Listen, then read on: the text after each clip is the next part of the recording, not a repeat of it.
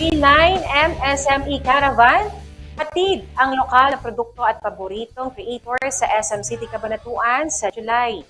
Inaanyayahan po ang lahat sa V-Line MSME Caravan na gaganapin po mula July 16 hanggang 22 sa SM City Cabanatuan. Isang linggong selebrasyon na gawa ng Pinoy. Natampok ang iba't ibang produkto mula po sa mga micro, small, and medium enterprises. Mula sa fashion at beauty products hanggang sa masasarap na pagkain at lifestyle items, lahat ay 100% gawang Pilipino. Hindi lang ito basta bazaar. Layunin din ng caravan na mapalapit ang mga negosyo sa komunidad kung saan mismong mga may-ari ang naroon upang ikwento ang kanilang mga produkto at inspirasyon sa likod nito. Kaya pumunta na sa July 16, 10 a.m. po yan sa SM City, Cabanatuan.